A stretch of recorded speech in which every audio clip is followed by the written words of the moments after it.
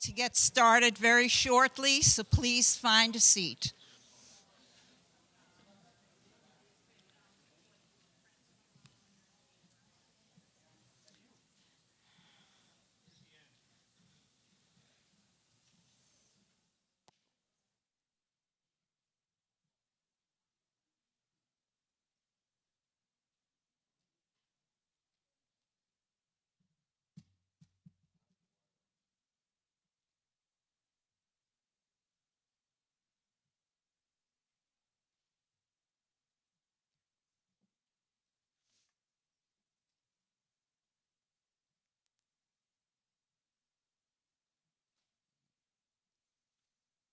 I think we have all the players here, so let's get started. Welcome to the League of Women Voters of Falmouth's Candidates Night, world renowned, and you can see why. I'm Sylvia Shulkin, chair of the Falmouth League of Women Voters Steering Committee, and we're very grateful to all of you for coming out tonight to demonstrate your interest and concern for the future of our community. Tonight's program is presented in partnership with FCTV, which is broadcasting this program live and for replay at dates and times that will be announced. The technical expertise, programming skills, hard work, and professionalism of FCTV staff and volunteers make it possible for all residents of Falmouth to see the candidates and evaluate their views. The League of Women Voters is a nonpartisan political organization of men and women, and yes, you heard that right, men and women, that will soon be celebrating its 100th birthday. We're nonpartisan because we never support a political party or candidate. We're political because we do take positions on public policy issues, but only after we've studied the facts, discussed them, and come to a consensus as a group. The League encourages informed and active participation in government. We work to increase understanding of major public policy issues, and we hope to influence public policy through education and advocacy. I have to give a hearty thank you to the members of the League's Voter Service Committee, ably chaired by Carol McKeon. They're a lively, even rambunctious group, very dedicated to the League's principles, and they've been meeting over the past several months to come up with a format, formulate questions, round up the candidates, and finally tote the banners, signs, tables, nameplates, name tags, you name it, time clocks, and other paraphernalia that are part of a functioning candidates night. We're grateful to Ryan Weber of the Falmouth High School staff for his advice and assistance. And finally, and this is not said often enough at a candidates night, what would a candidates night be without the intrepid souls who have offered up their intelligence, energy, and ideas to the bruising business of running for public office? So thank you all for caring and committing to public service. It's now a pleasure and an honor to introduce our moderator, Mindy Todd. Mindy is the host and producer of The Point on WCAI, which is Falmouth's public radio station. Her program examines critical issues for Cape Cod and the islands. She brings more than 30 years of experience, though you'd never guess that to look at her, in radio and television. Her career has covered nearly all aspects of broadcasting. She has been a radio disc jockey, so if things get a little slow here, she's prepared to step in. A traffic reporter, a television news anchor and reporter, a program director, talk show host, and even a ski reporter. And they are predicting snow soon enough, so she's here to help us with that. She's received numerous awards, including her 5th National Public Radio News Directors Award for the Best Call-In Show and Best Interview. Mindy also sits She sits on the boards of many civic, educational, and charitable organizations on the Cape and Islands. And tonight as moderator, she'll explain the rules for our program, keep the program moving in its announced order, and ask the candidates questions that have come from the league and from the audience as well. And before Mindy steps in, I want to leave you with 2 words, and they're underlined and in caps. Please vote. Mindy?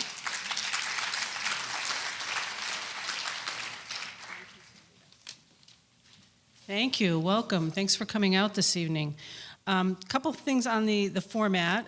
I think Sylvia mentioned the questions come from the league and from the audience. And if we have time at the end, we've got a couple microphones, then we'll be able to take some questions from the audience. We'll just have to see how that goes.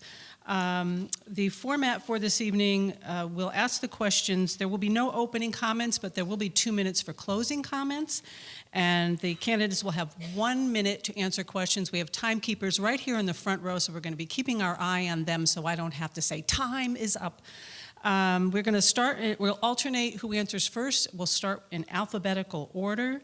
And then also I should mention on the back of your program, the ballot questions are listed there and the job descriptions of our candidates this evening. So I think that is what we have. And before we get to the contested races, we're going to hear from the uncontested folks down there. We're going to start with Representative Dylan Fernandez. Dylan, you want to come on up?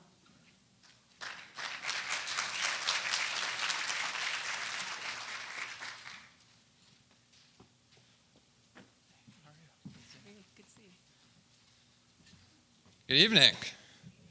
I'm Dylan Fernandez. I'm a state representative from Falmouth. I represent precincts 1, 2, 5, and 6. Also represent Nantucket and the 7 towns that make up Dukes County. It's an honor to represent Falmouth. Falmouth is my hometown. I grew up here, went to school here, although the building's changed quite a bit since I went to school here. And my family is a 4th generation Falmouth family. My family came over from the Azores 4 generations ago, and like many Falmouth families that came over from Portugal, they started a small strawberry farm over in East Falmouth.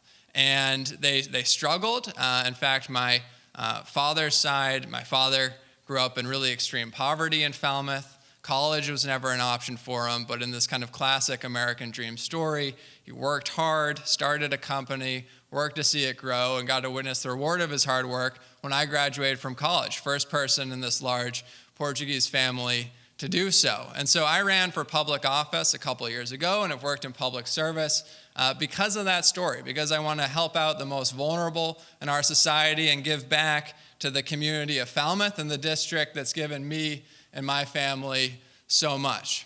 And when I think of Falmouth, when I think of the issues impacting here, those are the issues that I've been working on at the State House, issues of housing affordability, issues surrounding our opioid and heroin epidemic, issues of environmental stewardship and climate change. In this district, I represent a whole host of islands, right? And Falmouth, and we're on the front lines of climate change. And so we have a whole lot more work to do on this. I look forward, and it's an honor for me to serve you in these next 2 years in the next session to continue to work on this.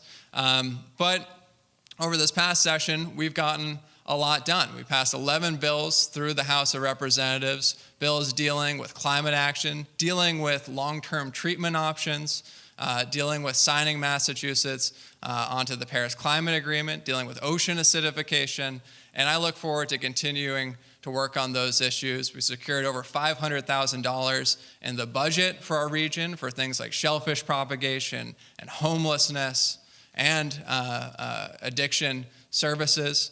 And we also, the last thing I'll mention is, because I think we only have a minute, right? I'm probably well over. Okay, perfect. So the last thing I'll mention is that something that doesn't get picked up in the news, something that never really gets talked about, but something we work on every day is over the past 2 years, we worked on 200 constituent cases. And those are people who come to our office, and when they're coming to the state rep's office, it's usually the last stop, right? They've tried a bunch of things, and we help them get insurance, we help them get health care, we help them in a whole host of other issues. So I'll just end by saying, reach out to our office if you ever have any problems, if there's any issue issue, and if it affects the state, we'll deal with it directly, and if not, we'll help connect you with those resources. So thank you. It's an honor to serve you, and I look forward to serving another 2 years. State Rep Dave Vieira.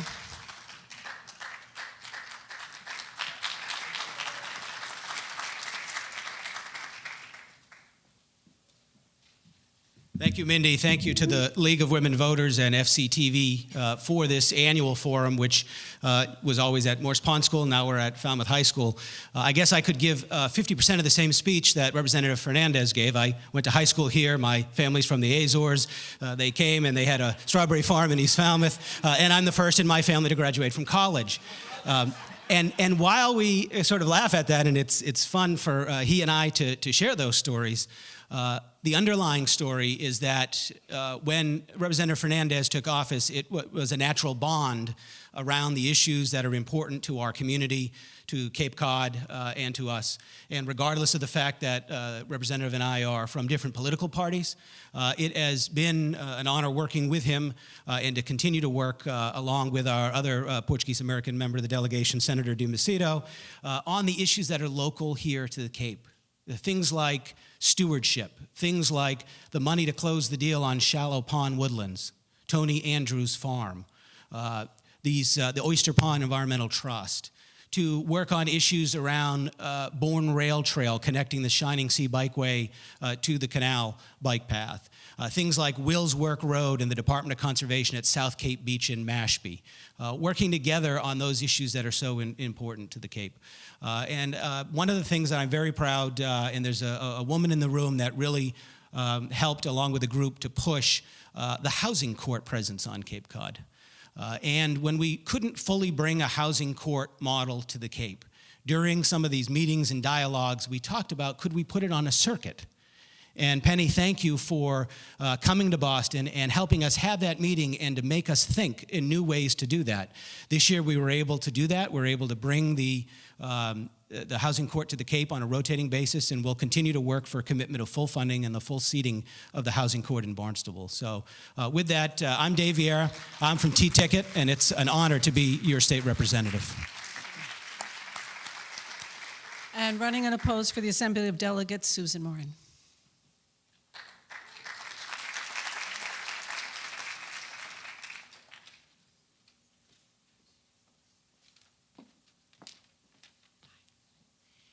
Thank you, Mindy. Thank you to the League of Women Voters. Hello, everyone. I'm Susan Moran. I am running for the Assembly of Delegates. You might also know me as the chair of the Board of Selectmen and the chair of the Barnstable County EDC. I will just give you a quick, I'll skip the history because although I work very closely with all the Portuguese fellas in the room and Congressman Keating and of course the many of the county people, I do want to just focus on the Assembly, and I'll just tell you today. We started the day in Falmouth talking about the Route 28. We then at noon met with Jay Ash talking about water. I just came from the Assembly of Delegates, both of those earlier experiences informing my knowledge at the presentation of, for example, more coordination with the possibility of Open Cape. Just to really delve into what issues does the Cape share and can the county really maybe have a part in terms of basically coordination, bigger bang for the buck. There was a terrific presentation on the farm, agriculture that the county does, the Buy Fresh, Buy Local program, health programs. You might also be familiar with the county's work with mosquitoes, the research, soil testing, wastewater, of course. It's really important for Falmouth that it's folks that serve you as the Board of Selectmen and in other capacities that we stay informed. And my activities and knowledge that I get from working with the county on the Assembly of Delegates really helps coordinate all of that. And I'm grateful for your votes in the past. I appreciate it. I really love all the work that I do. I love talking with each and every one of you about your questions and things that you might want to know about or have more action with, and I want to continue in that service. So please vote for me as the Assembly of Delegate member for Falmouth. Thank you. And even though they went over their minute, we're still on time, believe it or not, just maybe a minute over. We're going to start with the candidates for County Commissioner. So if you'd like to come up to the podium, Leo and Ron. And our candidates are Ron Bergstrom from Chatham and Leo Kukunis from Harwich. And the first question, we'll start with Ron. What do you think will be the most pressing issue for the county commissioners in the upcoming term, and what do you regard as the best approach to that issue? Okay, when a pitcher throws to a batter and the batter hits a home run, they say that the pitch went right into the batter's wheelhouse. And this question goes right to my wheelhouse because I started 20 years ago in public office because of my concern for the environment. And the first thing that I had to deal with as a selectman in Chatham was our comprehensive wastewater management plan. That's a challenge that we're all going to face here on the Cape. Cleaning up our bays and estuaries is critical to our environment, also critical to our economy. Sorry, they should have lowered the floor a little bit here for me. So I watched and helped as that wastewater management plan was shepherded through the regulatory process. We went to town meeting. It was a big number. We got it passed. And right now, Chatham is ahead of the curve, and our wastewater management plan serves as a model, not only for the Cape, but for all of Massachusetts. It's going to be a big, big issue for everyone. And my job as county commissioner is not to do the science, but to go out to the communities to get together with the selectmen and councilors and convince you, the public, that we can do this. Okay, because we can do it. Thank you. Thank you. You're going to see there's a huge difference between my opponent and myself now because I take the charter very seriously and I take the responsibilities of the county commissioner very seriously. The most devastating problem that we're facing at the county right now is going to be the budget again. The county relies on three sources of income: the rent, the tax that it gives to the towns, and the revenue that we make at the Registry of Deeds. That basically is a flat revenue source. It doesn't go up or down. It climbs very, very little. With the rising costs of employment today, in 5 years, if we do nothing, the county will be out of business yet once again. So the very main thing that concerns me again, and has since I've been your county commissioner, is the budget. I'm very, very proud to tell you here this evening that in the 4 years that I've been there, we have passed a balanced budget without using our savings account. And when I took office in 2015, we had no money. Now we have $2 million plus. Thank you. Is my mic, can you hear me? Okay, there we go. All right, Leo, we're going to start with you this time. Each of you has served as an elected Barnstable County official, Mr. Kukunis as County Commissioner and also Assembly, Ron Bergstrom as a member of the Assembly of Delegates. What does each of you regard as your most satisfying achievement during your service to the county? Leo, we start with you this time. You're probably going to hear me say a lot this evening, I, and I do that for one reason only. It's because I'm the one that's seeking re-election. So when I use the term I want to preface it that a lot of the things that happened at the county were done because of the collaboration with the staff and the collaboration of the new finance director and the new administrator. So one of the really achievements, again, I go back to the finances again. When I took office, the county was very, very bad financial shape. We brought the state auditors down to help us out. We had no policies and procedures in place. And today we do have those in place. And as I mentioned earlier, today we do have and are continuing to balance our budget. And by the way, when you compare FY18's budget to FY19's, we only went up 0.29%. That's unprecedented across the Commonwealth. And by the way, we did not cut any services either, although my opponent will disagree with that. but hopefully that's what we'll debate tonight. All right, thank you. Ron, same question.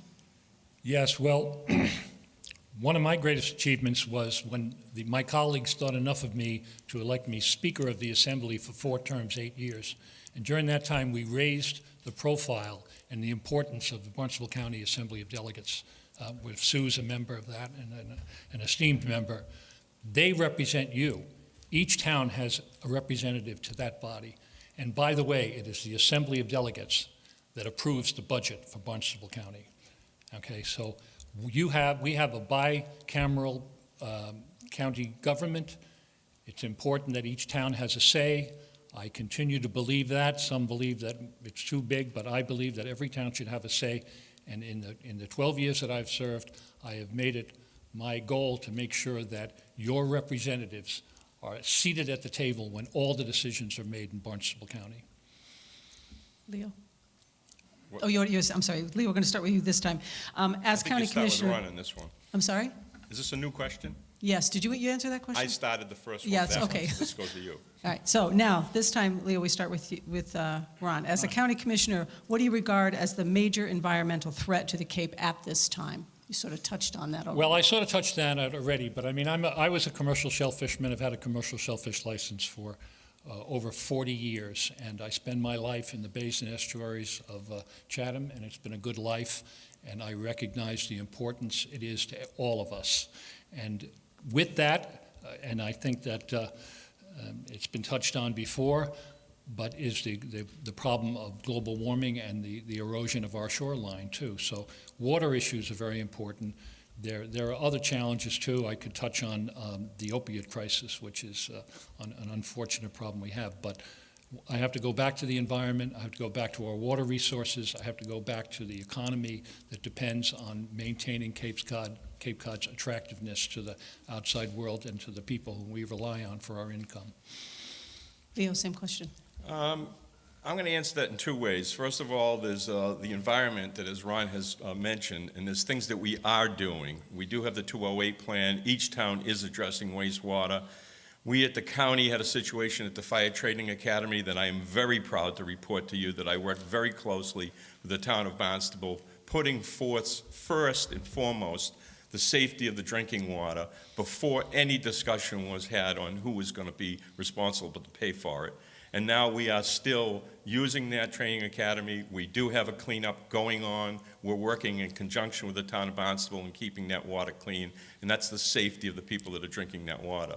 But one issue that is going really not addressed, and I hate to say it because it's probably going to raise some eyebrows, but it's going to be the seals. 30 years ago, we had 200 seals on the Cape. 20 years later, we had 10 or 15,000. Today, we have 40,000. If it goes unchecked in 10 years, we will have 350,000 seals on every beach across the Cape. It Thank needs you. to be addressed. Leo, we start with you this time. Some people say that county government has outlived its usefulness. What do you say to those people? And I'm going to add thoughts that we've heard about doing away with the assembly and making the county commission larger. What are your thoughts on the role of the county Well, government? that's 2 questions. The restructuring county government, I don't believe it's necessary. I believe that the way that the county government is structured is excellent. As Ron pointed out, we have the Assembly of Delegates, which is basically town meeting. It's a legislative body. It's made up of every representative of the town. And we have 3 county commissioners. Could it go to 5? Sure, but that's not a major change.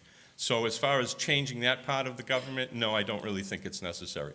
Do we need county government down here? No, we don't. What we need is what we have, regional government.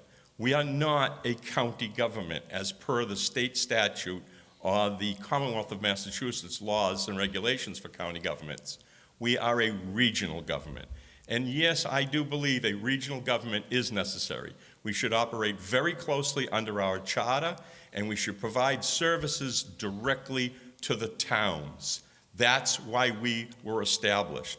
So each and every town didn't have to go out and buy sand and salt and negotiate a contract every year for sand and salt. They could buy it with all the other 15 towns. Just one example. Thank you, Ron. Same question. Yes, I'm very proud of county government, and I think it works well the way it is. Actually, if you listen to the assembly meetings, you'll see that we're announced as a meeting of the Cape Cod Regional Government. And we are a regional government. And if you're traveling and people ask you where you're from, you might say Falmouth. Well, you could be from any state in the country, you know. But I say I'm from Cape Cod, and they recognize it. We are a defined geographic area, and we have common interests. We have common concerns. We have common challenges. That's why we should go forward as a region. As Leo says, it's a lot more efficient and a lot more cost-effective to deal with some of these issues from a regional basis than it is to have each individual town deal with it. As far as the structure goes, I've already said I'm a big fan of the assembly. As far as the commissioners go, the only issue I have is that we run regionally. We run from Bourne to Provincetown.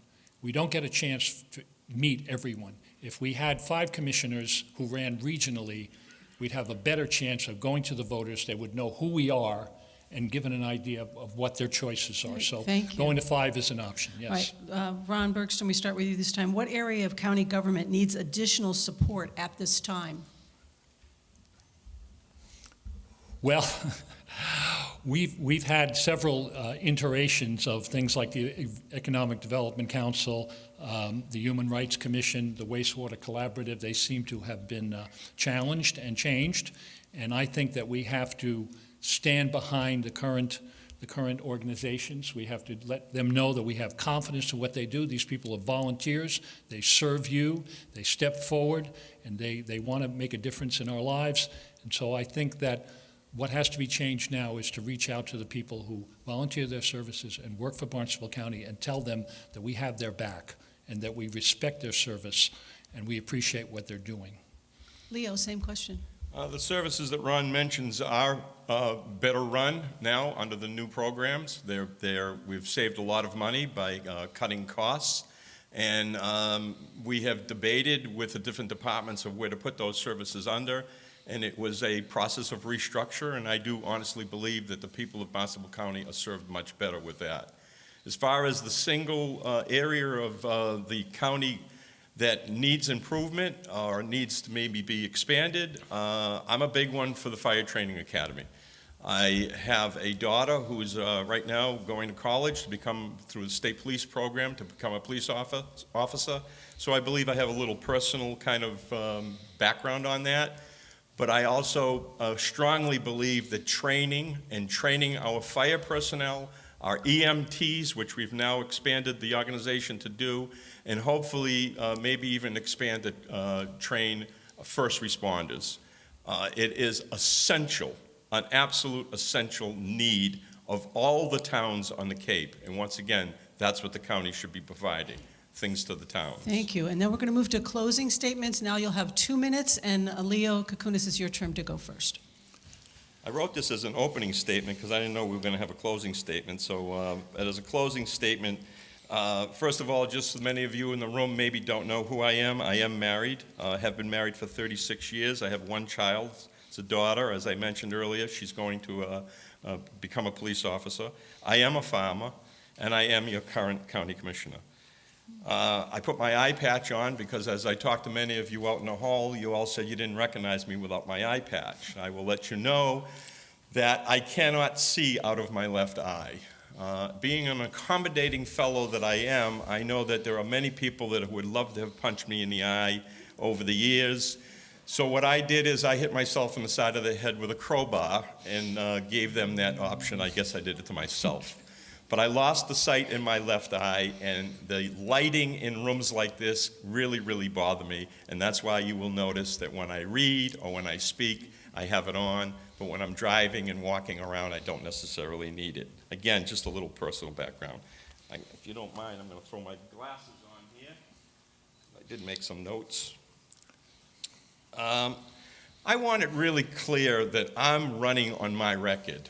I've been your county commissioner for almost 4 years now, 3 years and 9 months.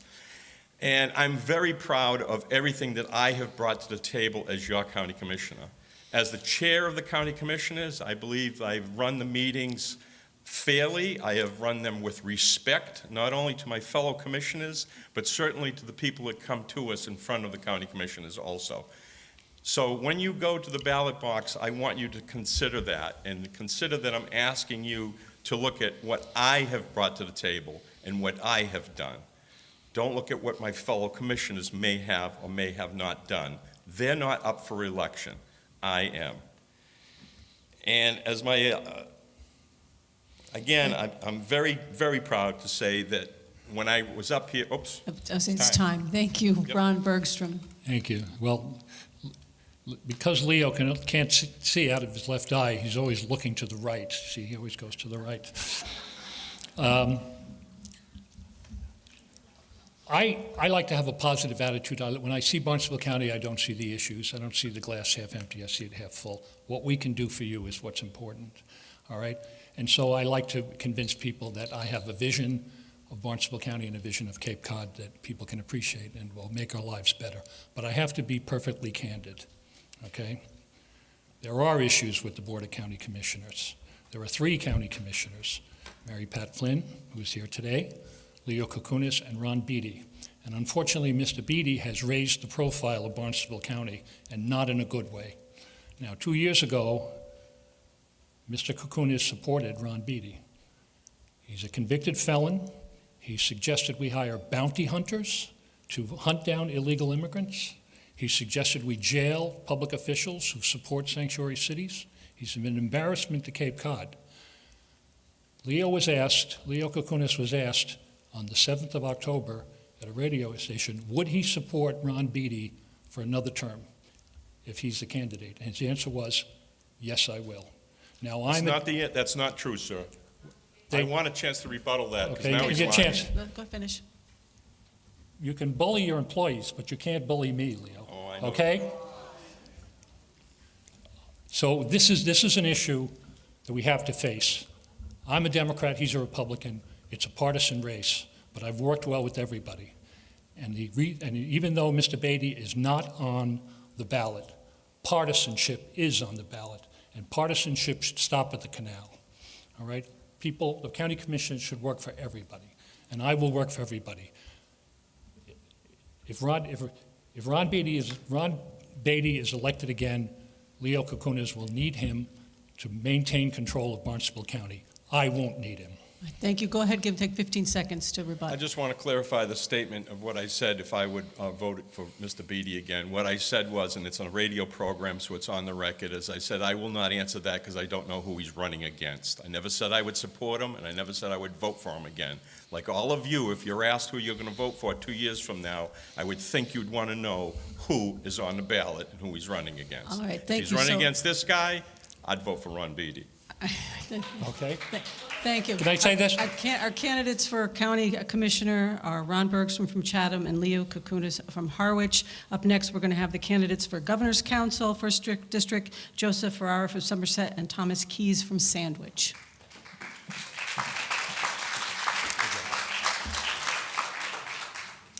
All right, welcome.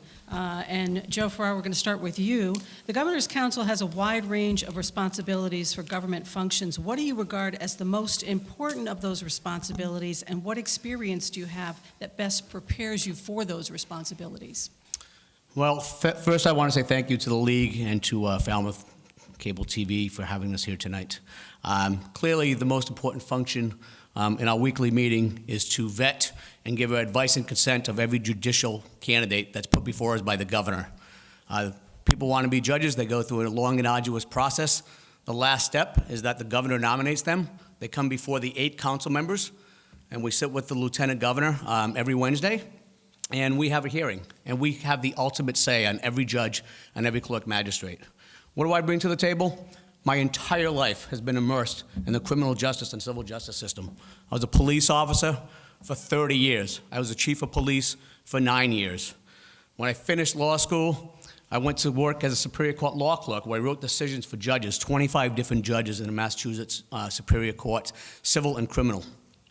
I volunteered for more than a year for free at the Bristol County DA's office trying cases to help out the district attorney's office.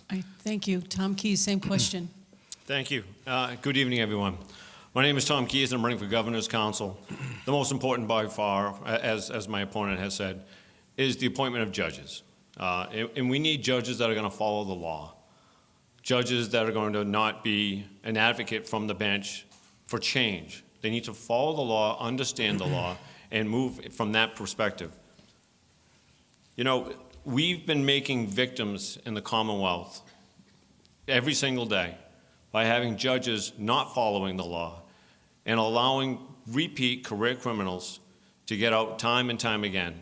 We need to appoint judges that are going to be absolute, and they're going to hold the line in regards to career criminals getting back out, moving back into our community. My background, I've been in private practice for the past 20 years. I've been a selectman over in the town of Sandwich. I was also on the county level. I know these gentlemen here. I've been, in my practice, I'm an executive coach. I work with businesses, and my time is up. Thank you.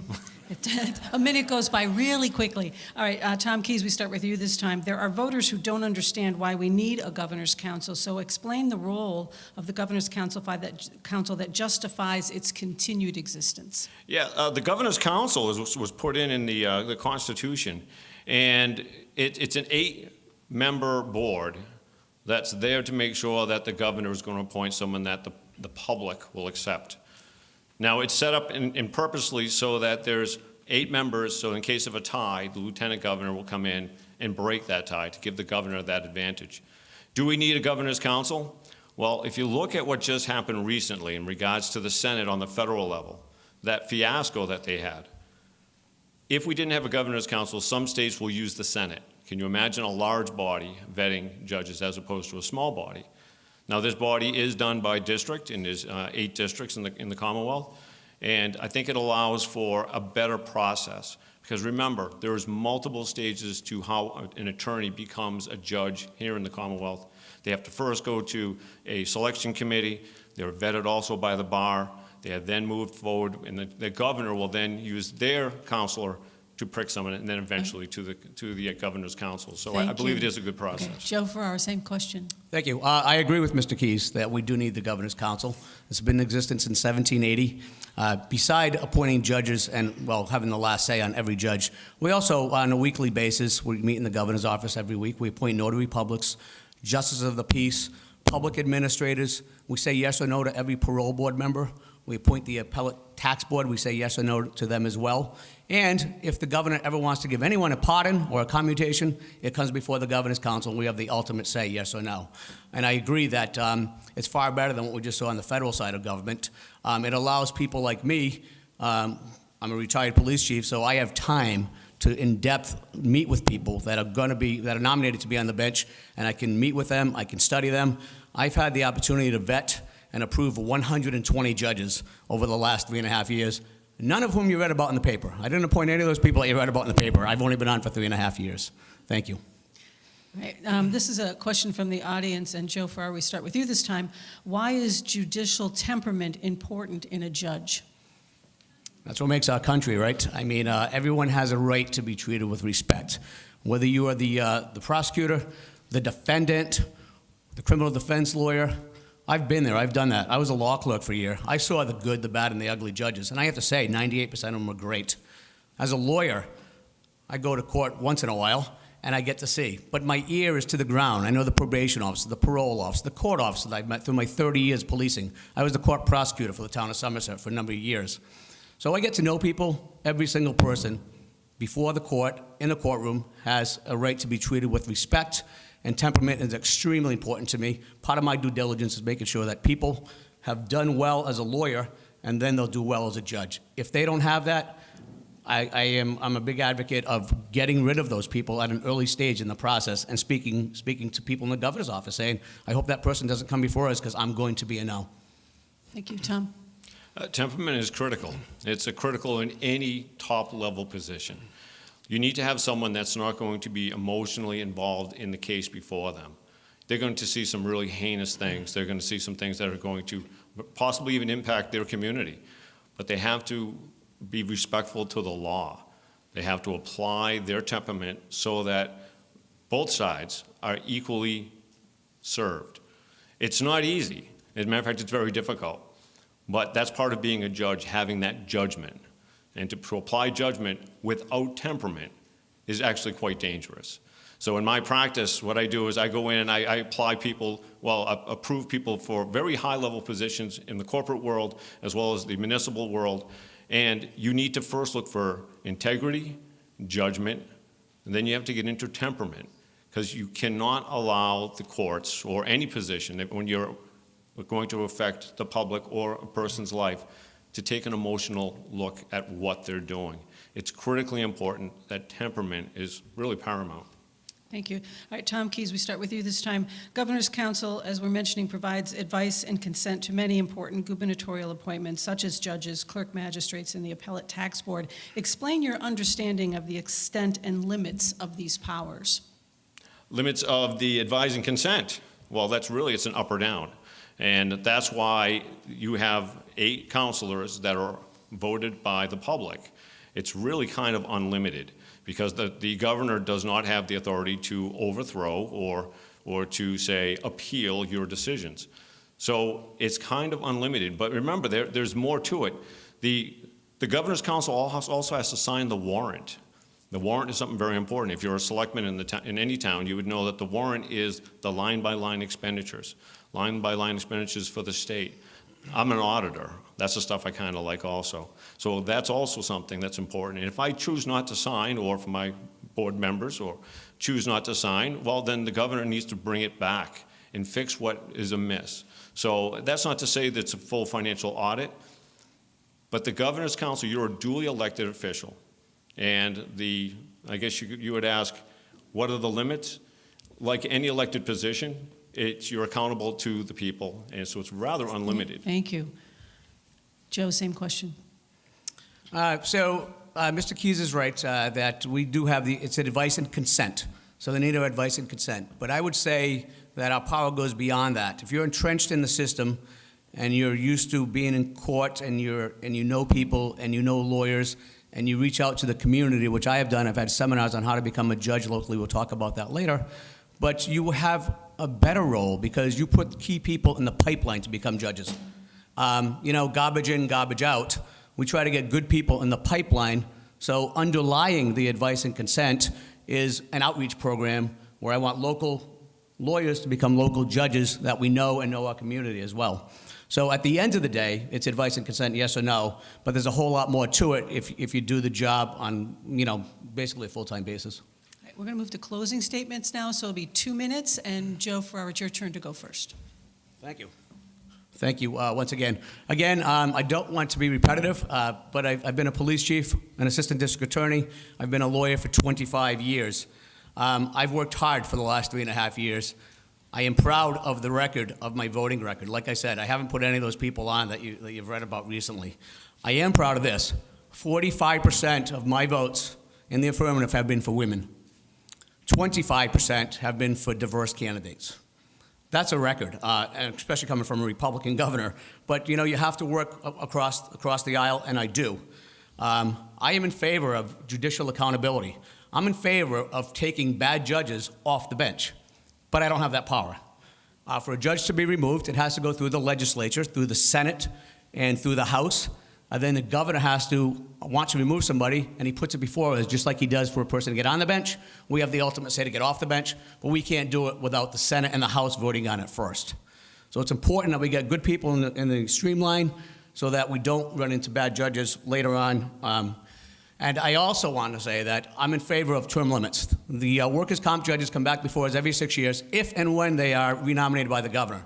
No other judge comes back before us. It's a lifetime appointment until age 70. I'm in favor of the legislature, and I work across the aisle with my Republican friend on the council, Jen Casey from Worcester, and I've gone on record saying I'm in favor of having term limits for judges, 6, 7 years, pick a number, and they get reevaluated, and they come back before the council, and we say yes or no all over again.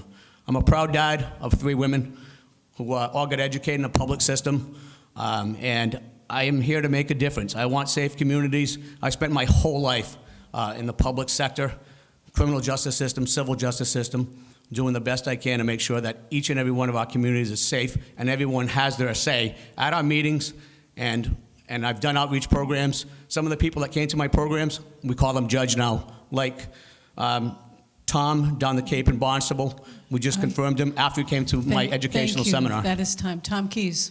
Tom Perino, I meant to say. I'm sorry. Thank you. Again, my name is Tom Keys, and I'm running for Governor's Council. I live over in the town of Sandwich. I've been around on Cape Cod for quite some time, 20 years working on every board and committee. I was on the Assembly of Delegates. I was twice the president of the Selectmen and Councils Association. I was on the Board of Selectmen for the town of Sandwich. I've been on Water Quality Review Committee, you name it, I've been there. I spent 20 years.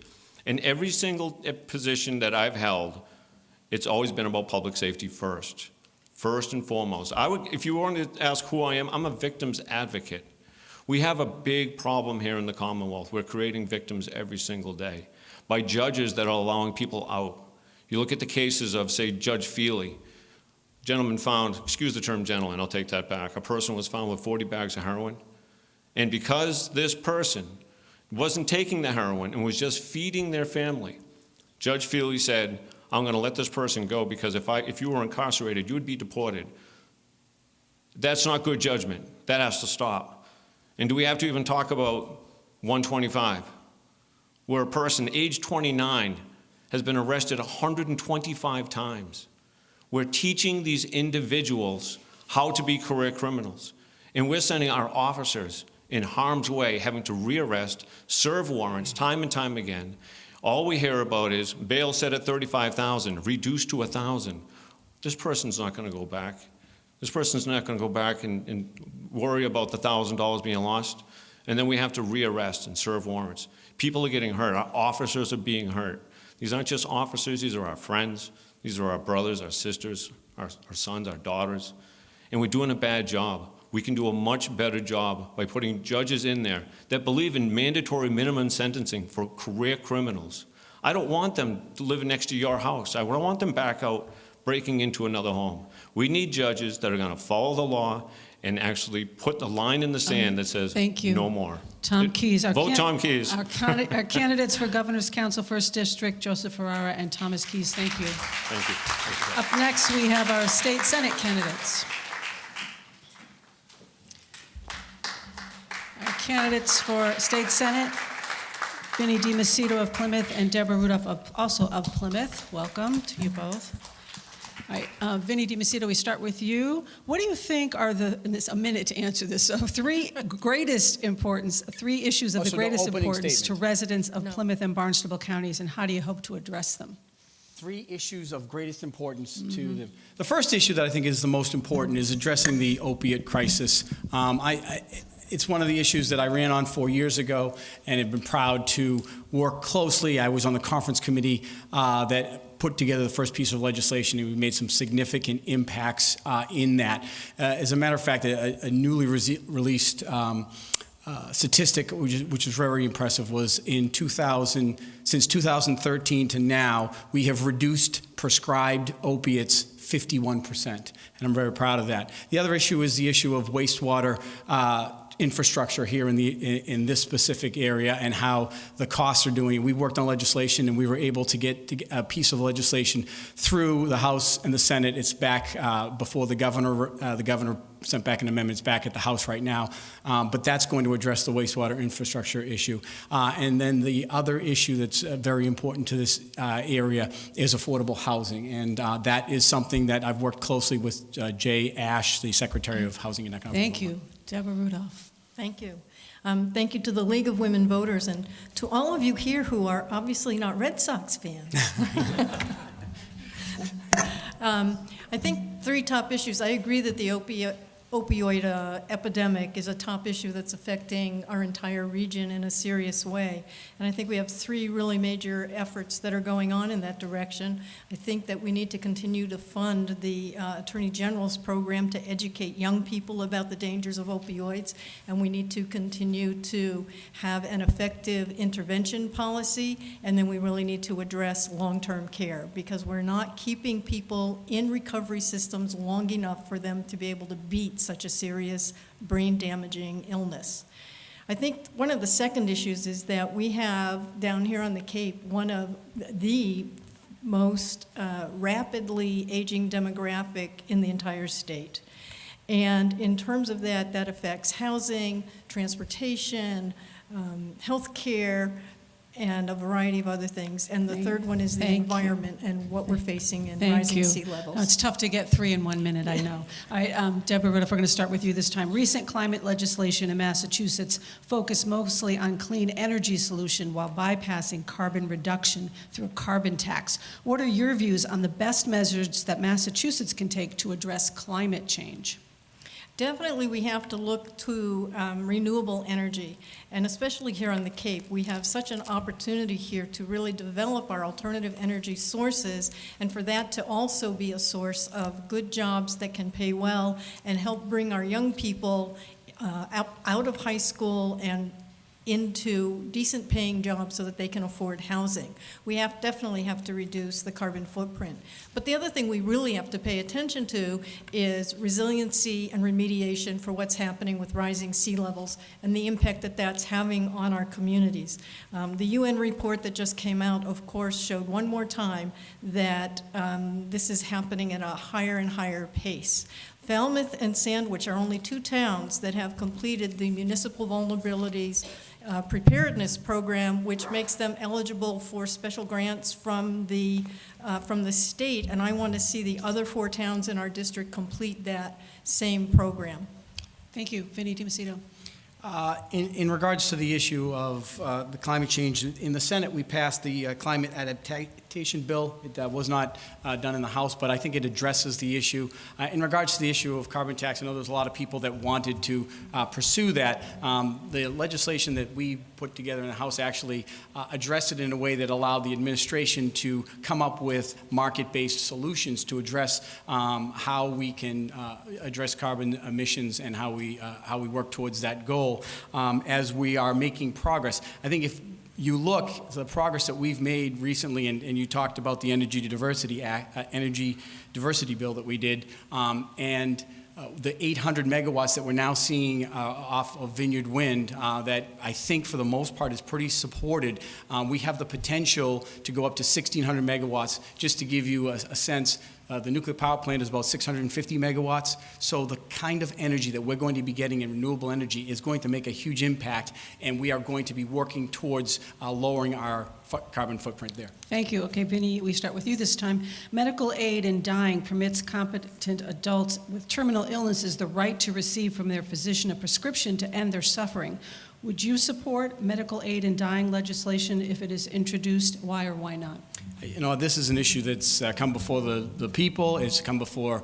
I haven't specifically taken a vote on this one, but I struggle with this one because I see certainly circumstances in which there are people that are suffering or in incredible pain, and they're trying to address their end-of-life issues. That being said, I'm very concerned as well about the slippery slope and the concerns of that. So I have spent some time on this issue. I still struggle to get to the point where, and yes, because I do worry about the fact that we are ending somebody's life, and that's a big decision to make, and I don't take that lightly, and I continue to try to get the best information. I know that there's been some evolution in regards to how some people feel about this, and I'm still not there yet.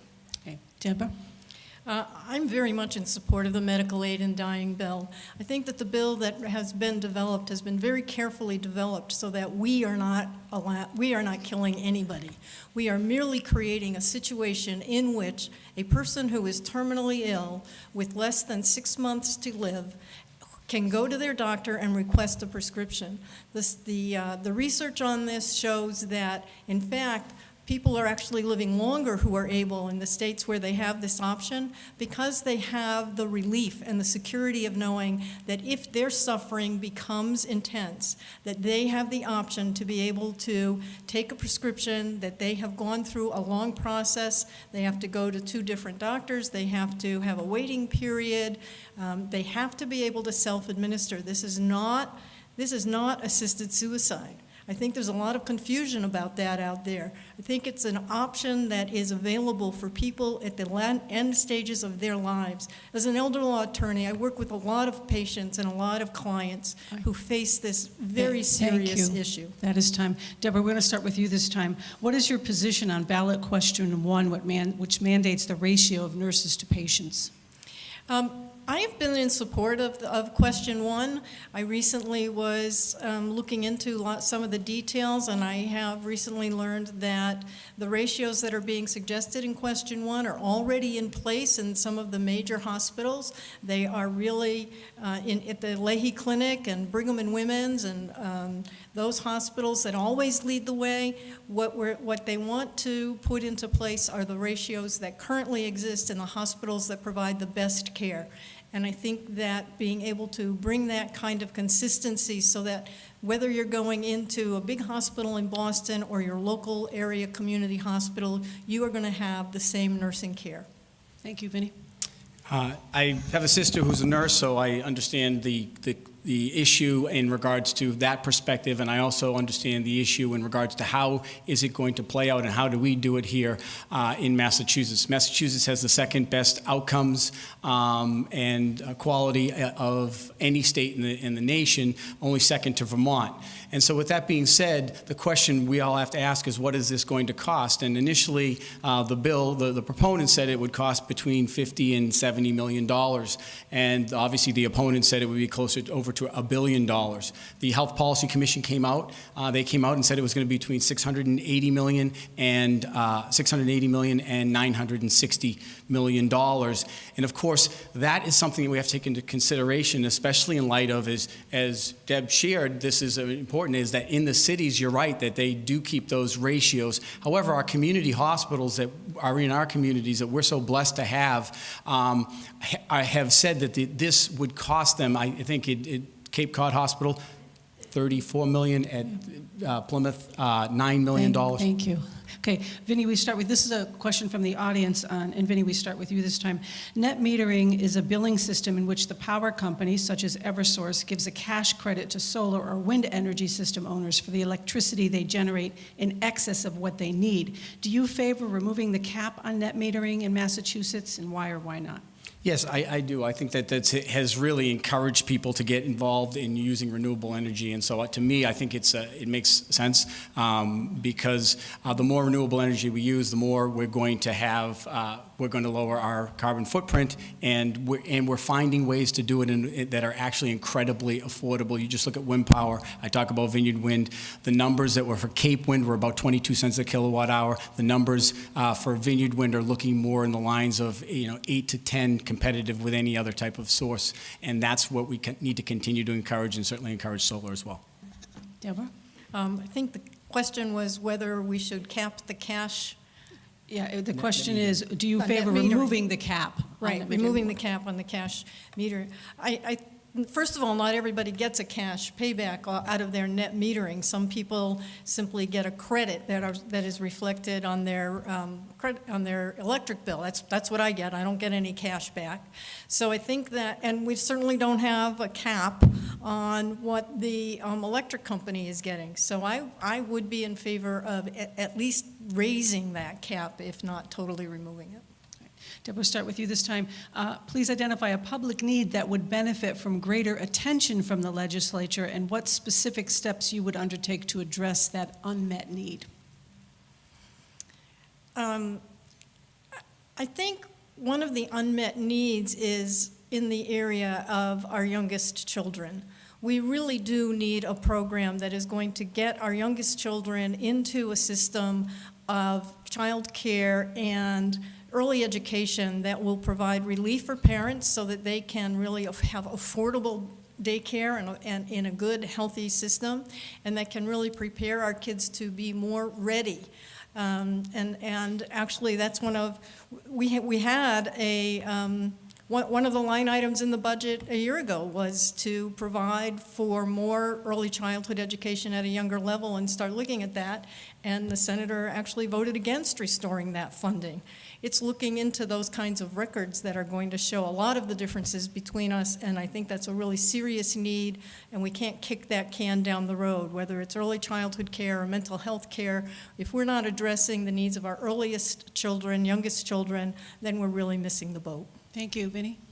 I think the issue that I've seen really percolate here in the Cape is the issue of affordable housing and how we address affordable housing. We are trying to do the best we can, but we live in one of the most beautiful places in the entire world. Because of that, there are a lot of second homeowners that only come here for a period of time, but they do drive up the cost of this housing. And because of that, people in the average person trying to make a living has a struggle with that. And so we need to work towards finding ways to do that. We've done that here in the town of Falmouth. Just in the next couple of days, the Secretary of Housing and Economic Development will be down here to assist us in building a 40-unit 40B project and a 10-unit workforce housing project. And that's the way that I see that I can try to make a difference to assist my communities to address what I believe is a serious concern and in many ways outside of the control of most average people because of the beautiful area that we live in. I have one more question from the audience before we go to closing, and hopefully, I don't have a lot of background here, so hopefully you'll understand the question. And Vinnie DiMacedo, we start with you. Please address your views on the Healthy Youth Bill that has not passed for several sessions. Healthy Youth Bill. Yeah, and I'm not sure what that is. Do either of you know? It's a bill that's really to promote health education and sex education to the youth. Okay, I'm sorry, yes. And what it's about is making sure that if you're going to have that kind of an educational program, then you must have accurate information that is included as part of that program. All right, so let's start with the answers. Vinnie, start with you. So I do know now that the term or the title was not something I specifically remember, but I do remember this issue. And of course, the reason I think it hasn't passed, and again, this is a predominantly Democratic legislature, is because of the challenge of the content in regards to what's considered age appropriate and conversations in regards to sex education and how that's played out. And so there's a lot of people that are concerned in that vein. And so that is probably why I think it has not moved legislatively, because there are concerns in regards to the age appropriateness of some of the content. Not to say that we don't need to do a better job of educating people and understanding some of the challenges when they're young, but at the same token, we need to do it in an age appropriate way. All right, Deborah? Yeah, I've been a teacher, I've been in the classroom, and I've certainly been talking with a lot of teachers. And in talking with our health educators, especially in Plymouth, they pointed out how they had a really good health ed program that included age-appropriate sex education and healthy touching programs for children in the elementary school. And that the materials were developed, they were out there, they were available. And as we've lost health education teachers, we've lost that program. And so I think we really need to pay attention to the fact that we have good program. It is out there, and we need to take action on this. It's really important that kids understand their bodies, how they work, and how to protect themselves, how to distinguish healthy touching from unhealthy touching. And that really is incumbent upon us to get back into our school programs. Thank you. We're going to move to closing comments now. And Deborah, what if we start with you? 2 minutes. Thank you.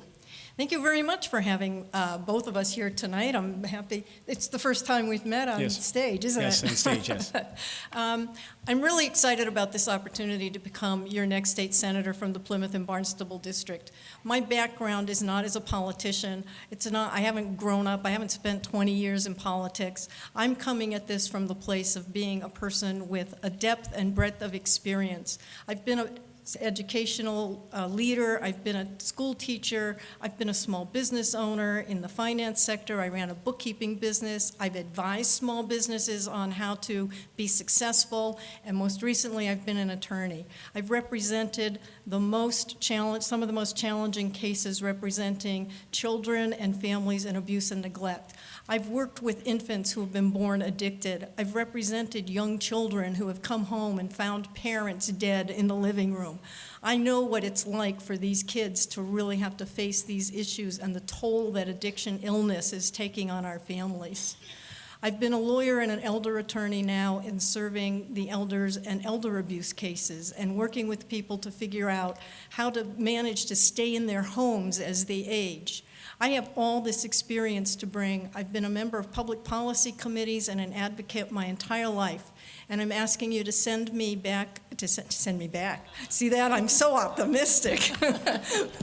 Send me up there. And I have to say, as I was sitting here earlier, I suddenly realized,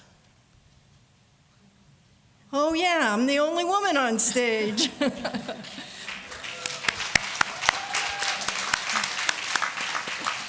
Thank you. Vinnie?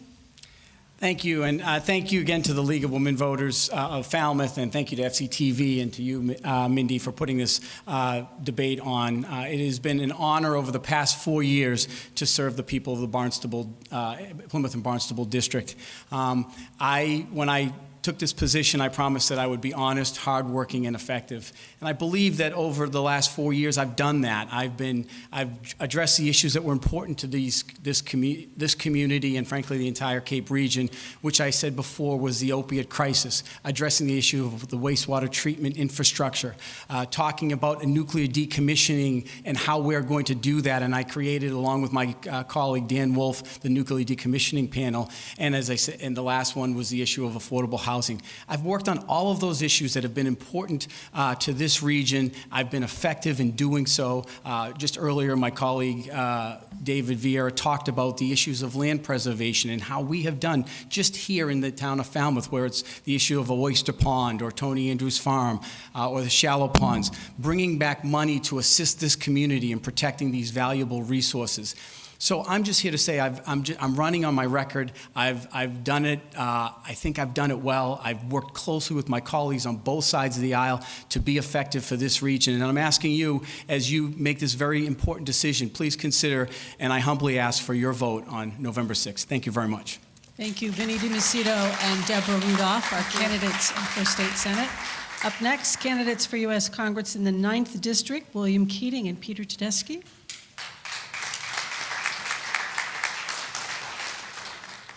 Peter. Hey.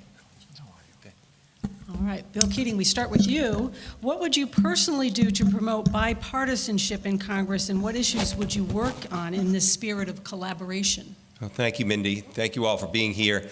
I've been working on being effective in a bipartisan way. There are 435 members of Congress, and of all those 435, both Republicans and Democrats in this Congress, I rank fourth in successfully getting my amendments through.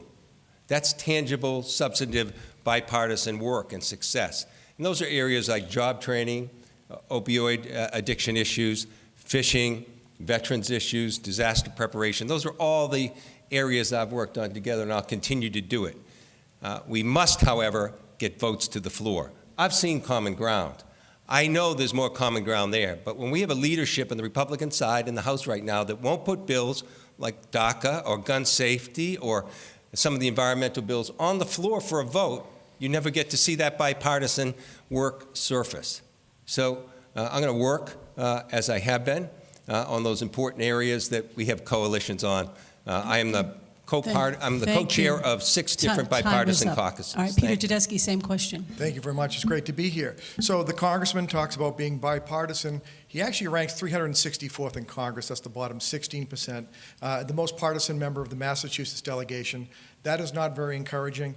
In our last debate, Congressman, you belittled members of the other party nearly 20 times. It certainly doesn't come across as being bipartisan.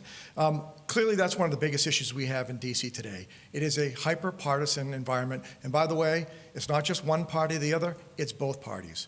We need people to go to D.C. They're going to stop doing the bidding of their party and special interest groups and start working for you. While I was president and CEO of Tedeschi Food Shops, I routinely worked with some of my largest competitors, not for myself, but for the betterment of the entire industry. If elected, I would do the same for you. It's time we get party out of the way and start putting Congress back to work for the people. Peter Tedeschi, we start with you this time. As we know, the bridge is a lifeline here to the Cape and Islands, and we've they're a little bit out of date, and we've had lots of talk about what to do about those bridges, or whether the state should take them over, whether we should build a third bridge, fix the ones that are there. What are your thoughts on what we do about the bridges? Well, the bridges are the lifeline to the Cape. Oh, they serve over 35 million cars a year. It is a responsibility of the federal government, your federal elected officials, to work with the Army Corps of Engineers to figure this out. Congressman Keating, you've been in office. This is your 4th term. You're looking for your 5th. I pledge to you this. If I'm elected, you will know what the future of that bridges holds. You deserve to know that. How can you expect people to invest in business, to live down the Cape? That is the lifeblood of the Cape. They're over 80 years old. They're in disrepair. And I can't tell you how much longer they're going to be safe. I don't know. Maybe the congressman has an answer for you. You deserve with some certainty to know what's going to be done with those bridges and when. What we're going to do to maintain them, how long we're going to have to maintain them, when their end of useful life is, and when we're going to replace them, what to do to replace them. Thank you. Bill Keating, same question. Yeah, I live in the base of the Bourne Bridge. I'm fully familiar with the bridge. I also have been working very successfully advancing that infrastructure replacement. There's 2 pieces of legislation I've advanced already to pass the House dealing with the issues of the bridges, trying to prioritize their funding and changing the formula for the Army Corps so they can do it. We've been working with meetings regularly with the Department of Transportation here in the state in a collaborative way that will be effective, I think, going forward. I think the report that will be coming soon will say repair is necessary. I'm working with the Chamber because of the economic impact and was able to shift the Bourne Bridge repair that we're looking at into next spring, so it wasn't hitting the business cycle of our businesses twice in the same business cycle. So I'm very invested in this. I'm very invested in the infrastructure work that takes money that was compromised with a tax plan that put us $2.3 trillion in debt more to pay back, eating into that money that should have gone to infrastructure. Bill Keating, we start with you this time. What is your position on addressing climate change? Well, I've been working in many fronts here, and in many ways, right here in Cape Cod, we are the laboratory experiment for dealing with many of the effects of coastal resiliency and water mitigation issues. We have attracted so much in grants. I've worked, for instance, in the grants as I've worked with the Southeastern New England Estuary Program. I led Massachusetts side. Senator Reid on the Senate side helped from Rhode Island. We attracted $4.2 million of grants just announced for this kind of buffering of our coastal, structure with estuary works. We've got 1/3 of those estuary funds for the whole country right here in Cape Cod, and I'll continue to work for that. It's a priority of mine. I'm taking a leadership role in this, and I'll continue to do it because we can talk about what's happening nationally, but tonight is a night to talk about what's happening locally, and that's a real concern that we've met some success in dealing with. Thank you. Peter Tedeschi, same question. So when you represent a district where nearly 80% of the towns and cities are coastal, rising sea levels is absolutely a concern. We need to do more to support renewable energy efforts. They're not only the right thing to do for our ecology here, but they're also the right thing to do for our economy. They're potential job creators. We talked about Vineyard Wind Project. That's very encouraging. Recently, I met with folks from the National Oceanographic Institute, the folks from the Mass Maritime, and we talked about opportunities and things they're looking at for renewable energy, even harnessing tidal energy that comes through the Cape Cod Canal in a way that does not negatively affect maritime trade or species that live in the canal. It is a great opportunity. It's important everywhere, particularly acute in an area where 80% of your towns are coastal. So we need to do more with it. I encourage it, and I think it's great. We also have opportunities to mitigate things like nitrogen levels in our water system, too. Peter Tedeschi, we start with you. I want to ask a question that's, I'm sure, on the mind of many business owners, especially seasonal business owners who use migrant workers or workers from on the H-2B visa, which we have capped. And as we know locally, we've had lots of issues getting enough workers to fill the need. So your thoughts on how we should address the shortage of the H-2B visa workers? Sure. I think we need to raise the cap. Over the last few years, we've seen it on the Cape. It's been a real issue. Where we've had migrant workers or folks that have come over, some of them from Jamaica and other places, for the last 5, 10, or 15 years, all of us in the last couple of years have been unable to get jobs here. That puts a real hurt on a lot of the local businesses down the Cape. I appreciate the fact that down the Cape, we have a tourism industry that represents $1 billion. It is the economic driver for this region. We need to do more. Know that if I'm elected, I will do more, go against my party, whatever I need to do to ensure that we raise the cap on H-2B visas to get the help we need to support the tourism economy down here on the Cape. Bill Keating? Well, day to day, I think anyone that's dealing with this understands the work of our office. It's been a challenging time for our office, helping business to business deal with this issue because the rules are changing all the time. They've changed the lotteries for no reason. Under President Bush and under President Obama, when we had excess demand, we merely raised the cap on returning workers. The solution's there. The politics have gotten in the way. I put together a coalition of 89 members of the House, both Republicans and Democrats, and we've worked on this, and we've pushed it right to the finish line when at the last analysis the Trump administration came in and influenced and went after those Republican members that tried to move forward for a solution on this. So we're going to work together. I think if there's a change in the leadership, the new chair of Ways and Means is on record. He was in the Cape saying so with me just last week. We're going to make a change so that we return to the solution, the rising of the cap of returning workers. It's that simple. Bill Keating, we start with you this time. I'm kind of staying on the same theme. A lot of businesses, when they can't get the H-2B visa workers, have been using J-1 visas, which are cultural visas for students visiting. Many of these students are working 2 and 3 jobs, not exactly a cultural experience. Your thoughts on how we address this issue with these J-1 students who sometimes are 200 students to one sponsor, so aren't really following up on what their experience is? Well, I'm on the Foreign Affairs Committee, and it comes under that area as well. I'm very familiar with it. I do think that it's been successful. The latest polling of those people that have come here with a J-1 visa that went back to their own countries, and these are people that are going to be politically involved, business leaders, people that will be influential back in their own countries, and it's important that they have a great impression along the lines that you said, Mindy, of what their experience was here. And 74% of them categorize their experience as excellent. It's an important program. Every program that gets bigger can always use oversight, make sure things are being done well. But this is a successful program that was being threatened by the Trump administration, frankly. And again, a lot of us working both sides of the aisle were able to stop that from happening. Peter Tedeschi, same question. Sure. While President and CEO of Tedeschi Food Shops, we regularly use J-1 visa process to get help that we needed for seasonal help, particularly at our locations down the Cape. Also, for a lot of those folks, we provided not only housing, but also transportation, sometimes as simple as bikes so they get to and from work. The feedback we had, some of them came back year after year after year, and the feedback was generally very positive in terms of their experience here, their cultural engagement while they were here, and their work experience at Tedeschi's. All right, thank you. Peter Tedeschi, we start with you. Many voters in the 9th Congressional District are senior citizens concerned with escalating prescription drug costs. What approach would you support to lower drug costs? I think there's a lot that we can do to not only lower drug costs, but lower medical costs as well. And I think it starts with a few things. We need to hold Big Pharma accountable, and we also need to make sure that we have full transparency relative to health care. You know how much it costs to get your oil change in your car. You should know how much it costs to get the health care from one hospital versus another.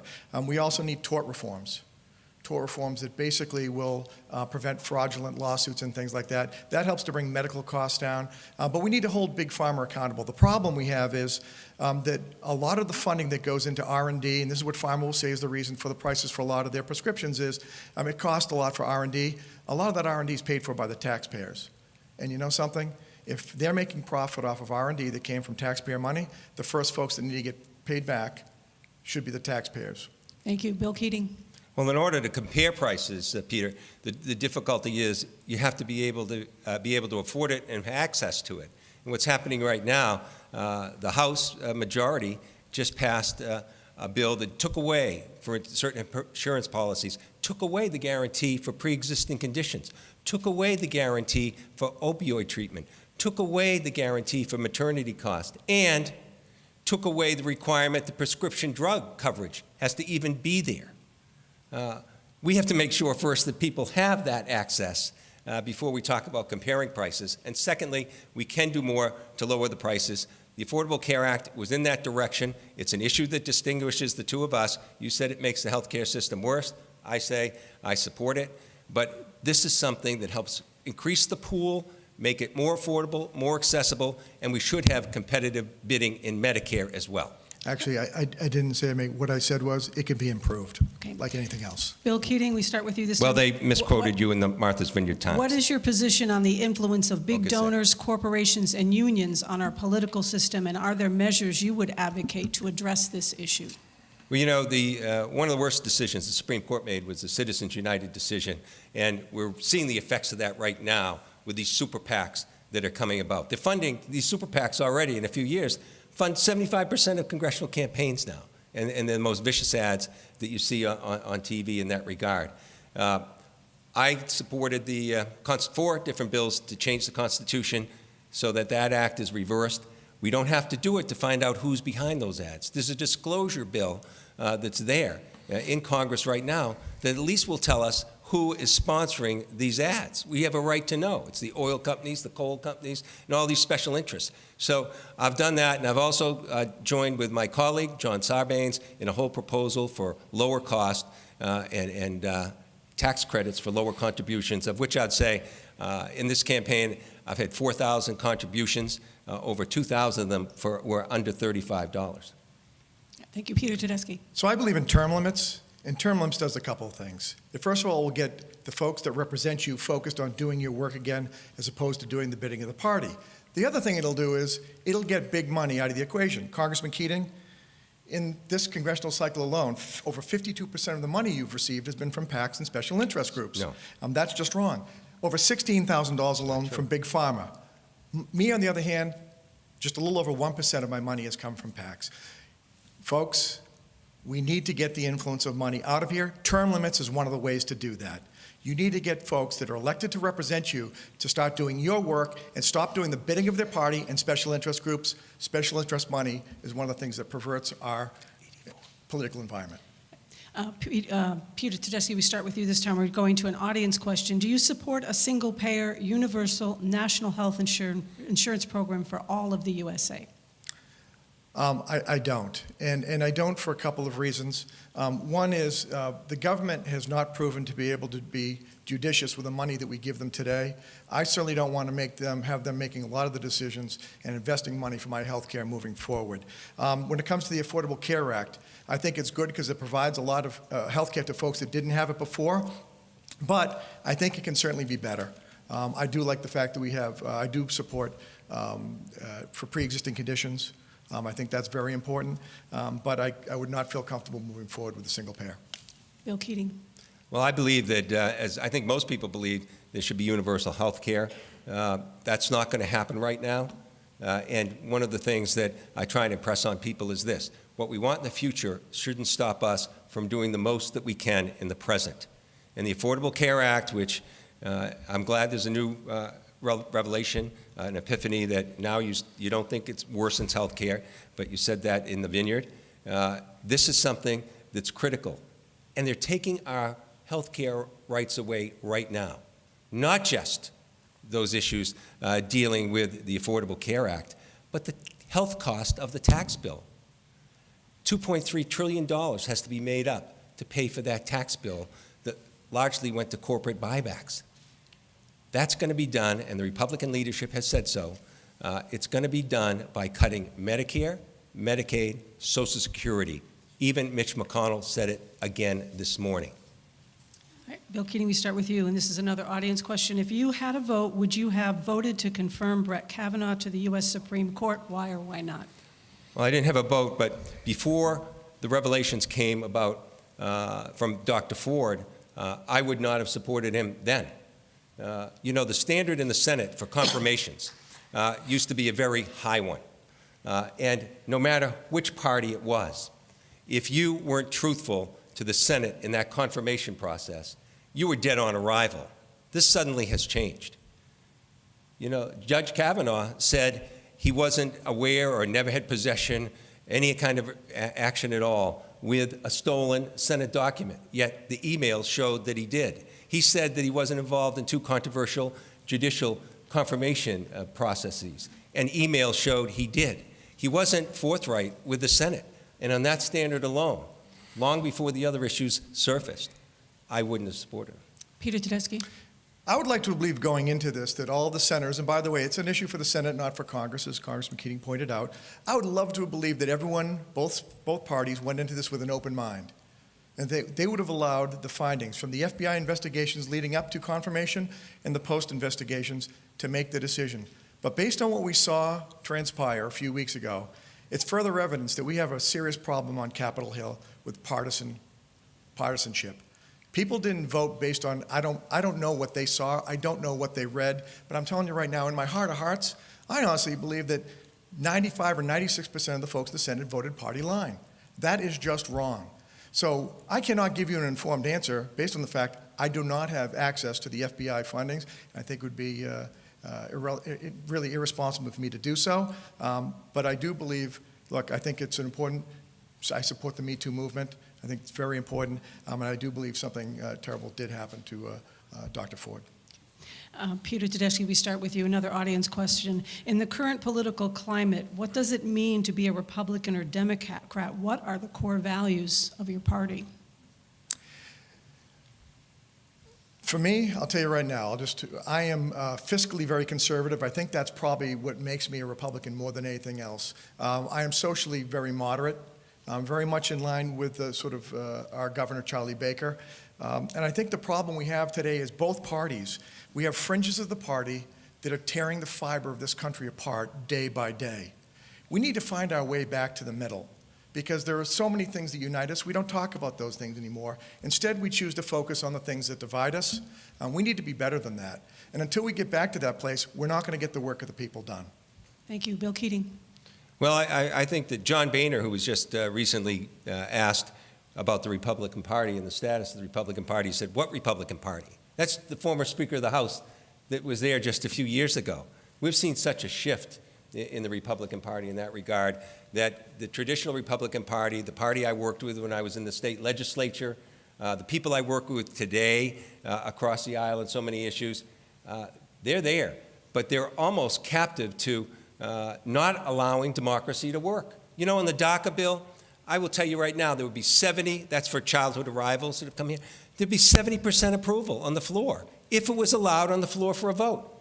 On some of the gun safety matters, there would be huge majority approval, both sides of the aisle, if it was placed on the floor. Immigration reform would work and would get something done, and Social Security reform, if we allowed it on the floor.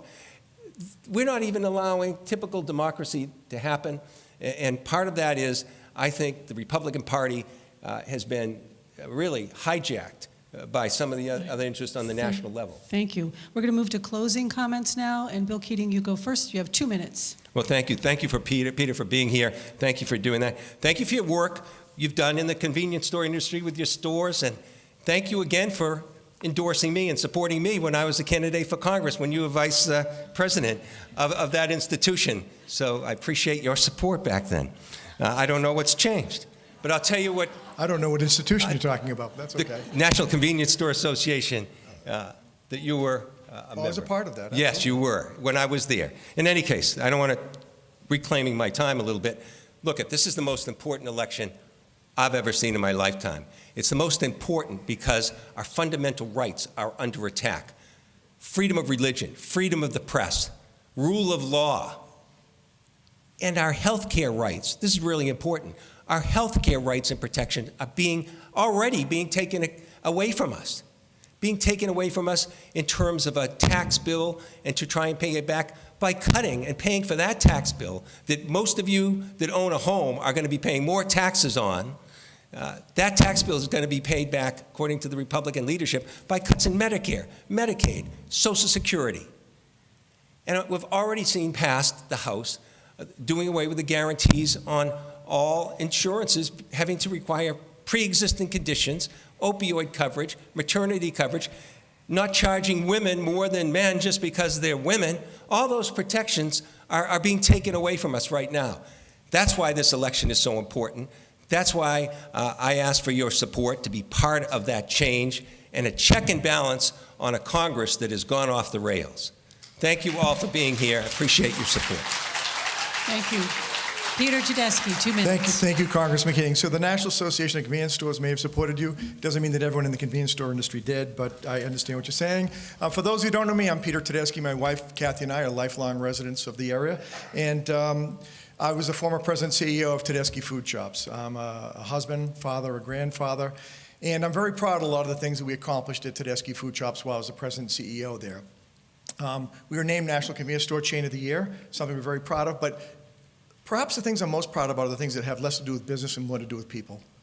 Things like being named Best Buddies Employer of the Year and being the #1 employer of Friendship Home members while I was president and CEO. For those of you that don't know, Best Buddies and Friendship Home are 2 fantastic organizations to do wonderful work supporting folks with developmental disabilities in our communities. Something I'm very proud of. I still serve on the executive board for Friendship Home today.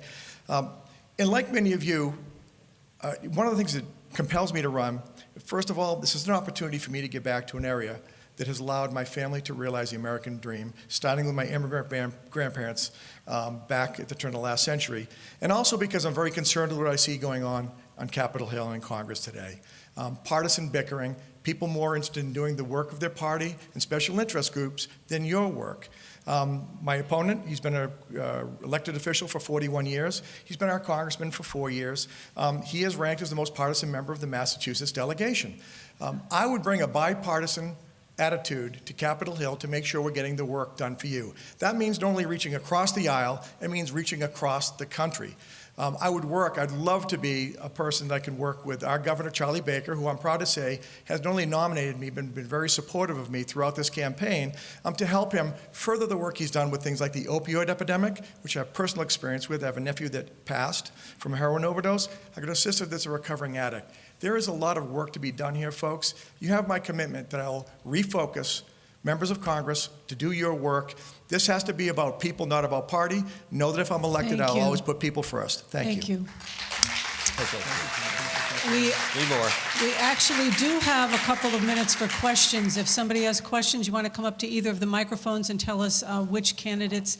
We ask you pose your question to the 2 candidates for whichever race you're posing your question for. Okay, we have one. See, the rest of them are going, come on, the Red Sox are about I know, to I was start. thinking. Okay. I'm Judy Fenwick, Falmouth resident. I have a question for the 2 running for state senate. State Senate, okay. Everybody has mentioned the issue of opioid addiction as, like a top priority. I would like to know what you might be able to do to start regulating sober houses at the state level, because sober houses could be that pivotal part of recovery, and at this point, they have nothing to do with it. So I'm just curious what you might have up your sleeve. Thank you. So it is an issue that has been a lot of conversation of. There's been concern about these sober houses. There is legislation to try to address this. There are good ones and there are bad ones, and there are ones that are making a difference right here in this community of Falmouth that have really made a huge difference in people's lives, and some of them are just places where people get money and they're doing them. Some of the challenges are a Supreme Court decision and how these people congregate and how they're allowed, and so there's been some challenges with addressing that issue. I know for myself, there was a sober house that was going in probably 5-6 years ago, and there were probably 15, 16 people that were going to be living in a home. And of course, the concern from the fire department was in any other institution, one would be able to require sprinklers and other costs there. When it's because of this Supreme Court decision, those individuals are considered a family, and so it wouldn't be that. And I think that's something that needs to be addressed. Thank you. To do that. Deborah. I think that we really have to do work to bring sober houses into the overall programming for our recovery system, because they are very effective in terms of providing, or can be very effective in terms of providing that bridge between being in a treatment facility and being able to function out in the community. And so we really have to be working with providers to develop an effective system in there so that people are not just putting in their time are not just finding some place where they can lay down, but where they're actually getting the kind of supports they need to maintain long-term sobriety. So I think that we need to do some work. We need to do some serious work at looking at our sober houses and really looking to the best ones that are being very effective in terms of providing that services and making some standards that can really promote sobriety for people who are living in our sober houses. Thank you. You have a question? Which race is your question? Okay. Guys, the mic's not on down here? Okay. Try.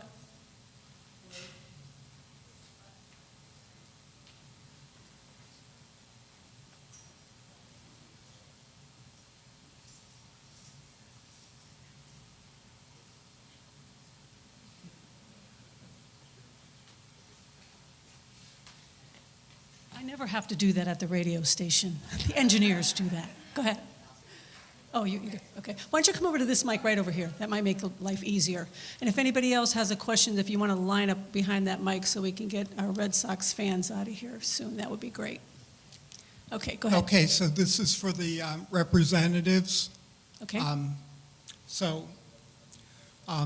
This is back on an issue that was talked about a second ago, medical aid in dying, which is the ability of mentally capable adults with terminal illnesses to obtain prescription to self-ingest medications to end their suffering, was passed by the District of Columbia and was authorized in 2016.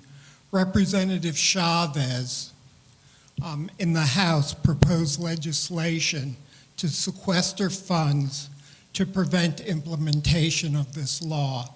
So I'm wondering what the representatives feel about their stance on this legislation. Okay. Yep, come on up.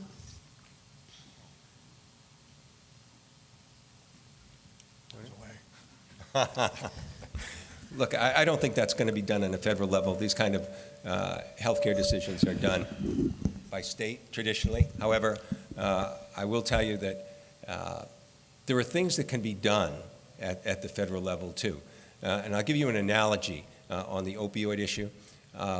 There is one of the difficulties on the opioid issues dealt with when doctors, for instance, were treating someone that obviously had chronic pain and they knew their treatment could lead to addiction. And they wanted to also prescribe naloxone, but they were afraid of legal liability issues and being sued if they did so.